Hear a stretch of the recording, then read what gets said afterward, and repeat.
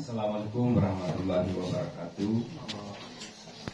Selamat pagi dan salam sejahtera untuk kita semua. Yang terhormat Bapak Kepala Dinas BMD yang mewakili yang boleh hadir pada pagi hari ini.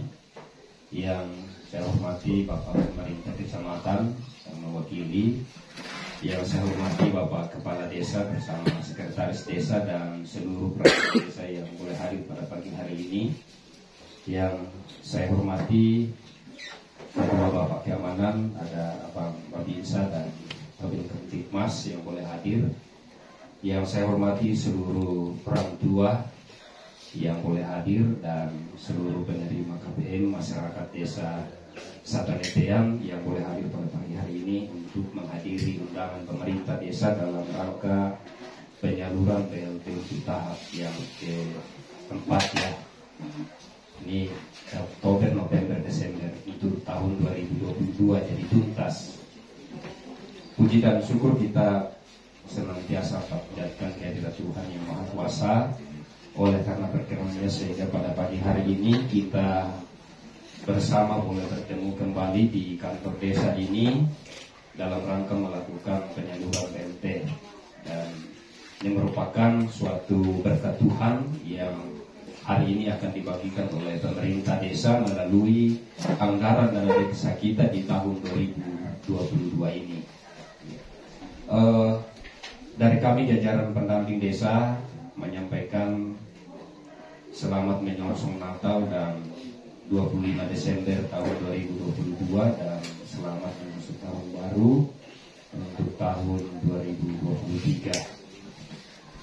Tinggal menambahkan apa yang sudah disampaikan oleh Pak Desa dan dari Dinas BMD bahwa kami dari jajaran pendamping desa ini yang juga ditugaskan negara untuk mengawal implementasi dari Undang-Undang Nomor 6 Tahun 2014 dan realisasi dana desa ini di setiap tahunnya. Kami hanya melanjutkan pesan dari Kementerian Desa, khususnya Bapak Menteri Desa Bapak Abdul Halim Iskandar, terus menyampaikan kepada kami untuk disosialisasikan kepada seluruh masyarakat desa bahwa dana desa ini merupakan dana yang diturunkan oleh pemerintah pusat ke semua desa dalam rangka digunakan untuk kemaslahatan seluruh masyarakat desa dalam rangka pembangunan dan pemberdayaan masyarakat desa.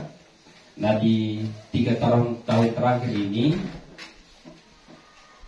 mulai dari tahun 2020, kebijakan dana desa itu dialokasikan sebagian untuk bantuan langsung tunai terhadap masyarakat desa. Ini oleh karena dampak pandemi dan sampai di tahun 2022 ini sebenarnya tidak lagi berorientasi pada dampak dari COVID, tetapi orientasinya adalah penanganan kemiskinan yang ada di desa. Nah, sebagaimana yang sudah dijelaskan oleh kedua pembicara tadi, bahwa khusus di tahun 2023 nanti berdasarkan regulasi yang ada, kita sudah masuk dalam penanganan kemiskinan ekstrim. Ya, jadi kemungkinan besar akan berkurang lagi. Jadi porsi kita di tahun 2022 40% menjadi 25%, sehingga ini akan berdampak terhadap penerima KPM, penerima BLT. Yang hari ini ada 102, kemungkinan besar di tahun 2023 nanti itu kan berkurang lagi menjadi, saya tidak tahu berapa jumlahnya, karena itu nanti akan diverifikasi dan divalidasi kembali oleh pemerintah desa dan tentu akan diasistensi oleh pemerintah kabupaten dalam hal ini PMD.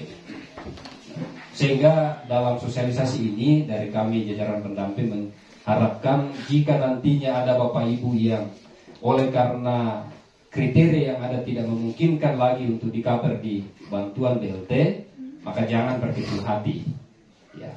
Karena sudah itulah aturan pemerintah, sehingga dalam penyampaian yang disampaikan baik itu melalui pemerintah kabupaten, kecamatan sampai tingkat desa dan juga kami selaku pendamping desa terus mengimbau bahwa bantuan BLT ini bukan sifatnya sementara, ya, kita tidak berharap bahwa BLT ini akan selamanya jalan. Ya. Berbeda dengan bantuan PKH dan bantuan sosial lainnya yang selama ini terus berjalan, ya, bahkan sudah ada sampai 5 tahun dan ada yang lebih dari 5 tahun menerima bantuan PKH. Karena bantuan BLT ini sifatnya hanya penanganan sementara. Kalau kemarin COVID, kemudian ini berturut-turut 2 tahun ini masuk dalam penanganan kemiskinan. Dan kalau saya melihat, ya khusus di wilayah Kabupaten Mamasa ini, ya segi dengan yang meninggal karena kelaparan, ya ini yang kita syukuri. Ya berbeda dengan di tempat-tempat lain yang memang kalau masyarakatnya ada yang meninggal karena mungkin kelaparan. Ya. Sehingga besar harapan kami dari jajaran pendamping bahwa apa yang kita terima hari ini, mari kita betul-betul manfaatkan sesuai dengan peruntukannya, khususnya menjelang Natal dan Tahun Baru ini. Apa yang diterima hari ini kita manfaatkan dengan hal-hal yang sifatnya berhubungan dengan ketahanan pangan kita. Kemudian berikut yang kami sampaikan,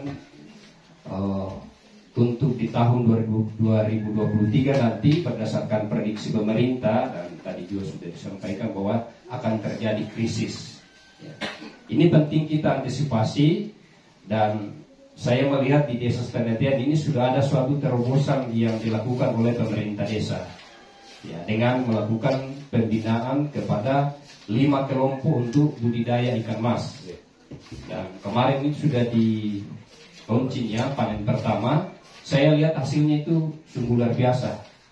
Nah, tinggal kesadaran dari masyarakat desa untuk menyambut itu, khususnya bagi pemanfaat kelompok, ya, supaya betul-betul itu dipelihara dengan baik, ya. Dan siapa tahu nanti ini yang bisa membuka jalan untuk pengembangan desa wisata yang ada di Desa Stenetian. Ini suatu kebanggaan ketika Desa Stenetian ini bisa masuk dalam penghasil ikan mas yang ada di Kabupaten Mamasa. Ini kan suatu hal yang luar biasa, dan sekaligus itu akan menjadi branding desa kita. Kalau tadi dikatakan ada produk unggulan, ya. Saya dari tahun 2015 kemarin ada suatu program yang digaungkan itu yang namanya One Village One Product. Jadi satu desa satu produk. Nah, kalau ini bisa kita maksimalkan dan bisa menghasilkan ikan yang banyak, maka ini kan tentu desa Stenetian akan terkenal menjadi desa penghasil ikan mas. Ya. Dengan sendirinya ketika itu bisa terjadi, maka secara otomatis akan berdampak terhadap peningkatan ekonomi masyarakat desa, dan juga bisa menjadi agrowisata yang ada di Desa Stenetian. Apalagi saya lihat view-nya di lokasinya Pak Desa di sana memang sangat luar biasa. Nah, tadi saya bicara Pak Desa, kalau bisa nanti sekali launching itu menjadi desa wisata dan secara tempatnya menjadi objeknya. Ya. Ada 5 kelompok yang bisa menjadi tujuan pengunjung, khususnya dari kota dan mungkin dari tempat-tempat lain. Tinggal kami promosikan bersama dengan pemerintah desa dan tentu melibatkan elemen masyarakat lainnya. Ya. Masyarakat tinggal fokus berproduksi.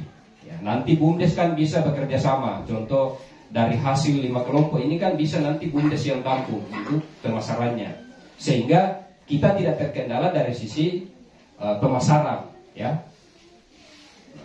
saya sedikit mensentil bahwa BUMDes ini sangat penting Bapak Ibu. Ya, kemarin di Desa Malakena Padang itu sudah di launching, itu ada unit usaha briling. Jadi untuk memudahkan masyarakat desanya dalam hal urusan transfer atau penarikan uang itu, transaksinya itu dilakukan di desa. Jadi tidak lagi ke DRI. Nah, siapa tahu di Desa Stenetian itu bisa melakukan misalkan. Kemudian potensi-potensi lain yang ada di sini, saya melihat sungguh sangat luar biasa potensialnya. Tinggal pengolahan dari pemerintah desa bekerjasama dengan masyarakat seperti apa sehingga itu bisa menjadi suatu hal yang bernilai jual tinggi. Ya. Karena kami dari jajaran pendamping desa ini yang ditugaskan negara untuk mengawal berjalannya implementasi undang-undang desa ini, sangat diharapkan kalau bisa desa dampingan kami ini nantinya bisa menjadi desa yang mandiri. Ya, artinya desa yang bisa berdiri di atas kaki sendiri, tidak lagi berharap terhadap bantuan-bantuan dari pemerintah, apakah itu kabupaten, provinsi maupun pusat. Khususnya dana desa ini karena kita tidak tahu nanti kebijakan pemimpin baru, ya. Di tahun 2024 nanti itu kan presiden kita akan berganti. Siapa tahu dana desa ini dihentikan ataupun dialihkan menjadi program lain. Ya. Tetapi ketika BUMDes kita bisa maksimal dan bisa menghasilkan PADS untuk desa ini, maka dengan sendirinya kita tidak akan terkendala dari sisi pendanaan untuk mendanai kegiatan-kegiatan pembangunan dan pemberdayaan yang ada di desa sepengertian ini. Saya selalu menggambarkan dan terinspirasi dengan desa-desa yang ada di Pulau Jawa yang hari ini sudah ada beberapa desa yang menolak dana desa karena PADS-nya itu sudah puluhan miliar, sudah banyak. Artinya sudah cukup untuk mendanai dirinya sendiri atau desanya sendiri. Nah, ini juga yang kita harapkan dan itu tidak akan mungkin terjadi Bapak Ibu ketika tidak ada dukungan dari masyarakat desa, ya. Jadi katakan ada programnya Pak Desa untuk pengembangan desa wisata yang ada di desa penelitian ini, tetapi masyarakat tidak mendukung, maka program itu akan sia-sia. Ya. Tetapi ketika masyarakat yang bergerak duluan, maka otomatis pemerintah tinggal support, ya. Contoh di desa Tondobakaru yang sudah mendatangkan menteri ini kan lahir dari inovasi masyarakat desa, kreativitas masyarakat desa yang berbuat terlebih dahulu sehingga itu bisa menjadikan desa Tondobakaru menjadi desa wisata dan itu sudah dikenal di mancanegara. Nah, ini kita berharap virusnya juga akan tertular ke desa sepenelitian ini. Itu harapan kami Bapak Ibu dari khususnya pendamping desa untuk terus memotivasi kepada pemerintah desa dan kepada seluruh masyarakat desa supaya suatu saat desa dampingan kami ini khususnya di desa sepenelitian bisa menjadi desa yang mandiri, jadi kuat, sejahtera dan mandiri. Itu harapannya Undang-Undang Nomor 6 Tahun 2014. Ya. Sehingga kaitan dengan bantuan-bantuan yang selama ini dikucurkan oleh pemerintah desa, ya kami berharap masyarakat itu betul-betul memanfaatkan dengan baik. Ya. Kemudian potensi yang ada di sini, lahan-lahan yang tidur ini kalau bisa difungsikan, ya, supaya dia bisa berproduksi, ya, khususnya untuk menghadapi di tahun 2023 nanti. Jadi saya kira ini saya terlalu panjang lebar, tetapi itulah tugas kami Bapak Ibu dalam rangka memotivasi masyarakat desa, kaitannya dengan bagaimana menyambut program dana desa ini bisa betul-betul bermanfaat di masyarakat dan nantinya ketika dana desa ini tidak lagi dikucurkan desa, maka ada hal yang ditinggalkan, sesuatu yang bermanfaat untuk masyarakat desa. Jadi saya kira ini yang boleh saya sampaikan, kurang lebihnya saya mohon dimaafkan dan akhir kata saya kembalikan ke pemandu acara dengan ucapan terima kasih.